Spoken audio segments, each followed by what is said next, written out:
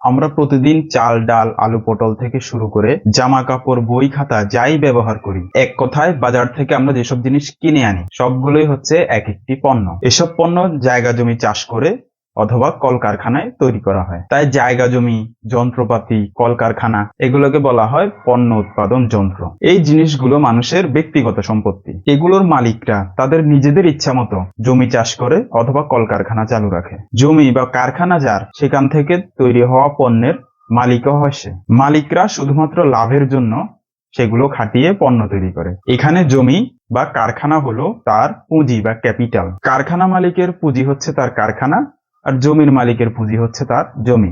ব্যাংকের পুঁজি হচ্ছে তার টাকা। পণ্য তৈরি করার জমি, যন্ত্রপাতি, কারখানা যদি মানুষের ব্যক্তিগত অধিকারে থাকে এবং শুধুমাত্র লাভের জন্য পণ্য তৈরি করা হয়, তখন তাকে বলা হয় ক্যাপিটালিজম বা পুঁজিবাদ। এই পুঁজিবাদী সিস্টেমের কিছু অসুবিধা আছে। সমাজের যে সমস্ত গরিব বা মধ্যবিত্ত মানুষ আছে, যাদের হাতে টাকা পয়সা, জমি জমা, কলকারখানা নাই, তারা টাকার জন্য জমি বা কারখানা মালিকের কাছে নিজেদের শ্রম বিক্রি করে। তাই এদেরকে বলা হয় শ্রমজীবী বা প্রলেতারিয়েট। মালিকরা তাদের শ্রম কিনে নেয়, বিনিময়ে তাদেরকে কিছু মজুরি বা বেতন দেয়। তাদের দিয়ে পণ্য তৈরি করিয়ে বাজারে বিক্রি করে মালিকরা সেখান থেকে লাভ করে। মালিকরা লাভের একটা অংশ খরচ করে বাকি টাকা আবার ব্যবসায় খাটিয়ে ব্যবসা বড় করতে থাকে। বাজারে অনেক ব্যবসায়ী আবার ব্যবসা লস করে শ্রমিকের কাতারে নেমে আসে। এভাবে গোটা সমাজের হাতে গোনা অল্প কিছু মানুষ খুব বেশি ধনী হয়ে যায়, বাকি বেশিরভাগ মানুষ গরিব হতে থাকে। এইটা পুঁজিবাদের একটি বড় সমস্যা। এখানে সমাজের অল্প কিছু মানুষের হাতে বেশিরভাগ সম্পদ জমা হয়ে যায়। প্রথম আলোর একটি প্রতিবেদনে দেখতে পাচ্ছেন,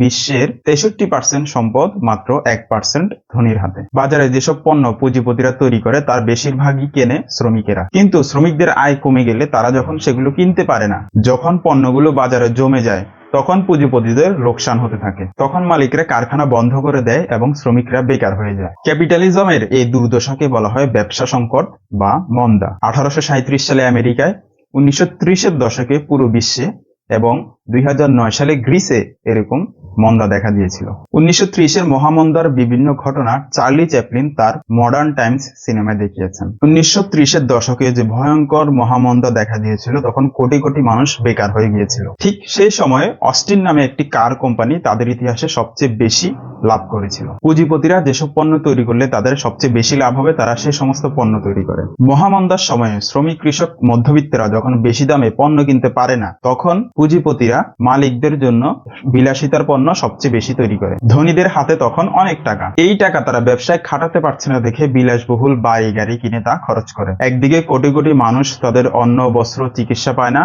অন্যদিকে ধনীদের বিলাসিতা চূড়ান্ত পর্যায়ে থাকে। গ্রামের মানুষ কৃষিকাজের অবসরে বিভিন্ন কুটির শিল্প, মাটির হাড়ি পাতিল, বাঁশের তৈরি বিভিন্ন জিনিসপত্র, কাঠের জিনিস, এরকম বিভিন্ন হাতের জিনিস তৈরি করে কিছু আয় করে। কিন্তু পুঁজিবাদী সমাজে এসব জিনিস খুব সস্তায় কারখানায় তৈরি হয়। এসব জিনিস আবার গ্রামের বাজারগুলোতে খুব সহজেই পাওয়া যায়। এগুলো সস্তায় পাওয়া যায় দেখে মানুষ আর হাতের জিনিস কিনতে চায় না। ফলে গ্রামের চাষিরাও বেকার হয়ে পড়ে এবং শহরে গিয়ে ভিড় করে। এভাবে পুঁজিবাদ গ্রামের সমাজ ব্যবস্থা আর অর্থনীতিকে ধ্বংস করে দেয়। পুঁজিবাদী সমাজে যে পরিমাণ পণ্য তৈরি হয়, সে অনুপাতে শ্রমিকের আয় বাড়ে না। শ্রমিক বাজার থেকে পণ্য কিনতে পারে না। ফলে বাজারে প্রচুর পণ্য জমা হয় এবং ব্যবসা সংকট তৈরি হয়। নিজেদের দেশের বাজারে যখন এসব পণ্য আর বিক্রি হয় না, তখন তারা বিদেশের বাজার খোঁজ করতে থাকে। বিভিন্ন ক্যাপিটালিস্ট দেশ তাদের এসব অবিকৃত পণ্য নিয়ে অনুন্নত দেশগুলোতে এসে ভিড় করে। তখন ক্যাপিটালিস্ট দেশগুলোর মধ্যে বাজার দখলকে কেন্দ্র করে প্রতিযোগিতা শুরু হয়। তারা সবাই ওই অনুন্নত দেশের সরকারকে হাত করার চেষ্টা করে, যাতে তাদের ব্যবসা বাণিজ্যে সুবিধা হয়। তাছাড়া এসব অনুন্নত দেশে এসে তারা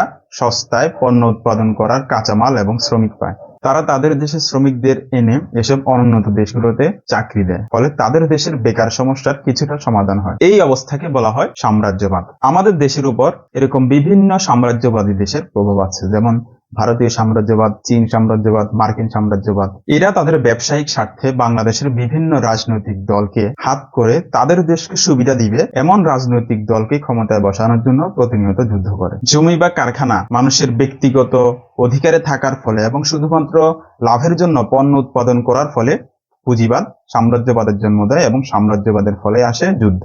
এই ব্যবস্থার যদি পরিবর্তন না করা যায় তাহলে পৃথিবীতে যুদ্ধেরও কখনো অবসান হবে না। তাহলে আমি পুরো বিষয়টার সারসংক্ষেপ করি। পুঁজিবাদী সমাজে অল্প কিছু মানুষের হাতে পৃথিবীর বেশিরভাগ সম্পদ জমা হয়। এখানে কিছুদিন পর পর অর্থনৈতিক মন্দা ঘুরে ফিরে আসে। মন্দার সময়ে ধনীদের জন্য বিলাসী পণ্য সবচেয়ে বেশি তৈরি করা হয়, ফলে উৎপাদন ক্ষমতার অপপ্রয়োগ করা হয়। এটি গ্রামীণ অর্থনীতিকে ধ্বংস করে দেয় এবং সাম্রাজ্যবাদ আর যুদ্ধের জন্ম দেয়। এগুলো হলো পুঁজিবাদের প্রধান কিছু সমস্যা। এর বাইরে পুঁজিবাদের আরো অসংখ্য খারাপ ফলাফল আছে। পুঁজিবাদ কিভাবে জলবায়ু পরিবর্তনে ভূমিকা রাখছে এবং কিভাবে ফ্যাসিবাদের জন্ম দেয় সেসব আলোচনা করব অন্য কোনো ভিডিওতে।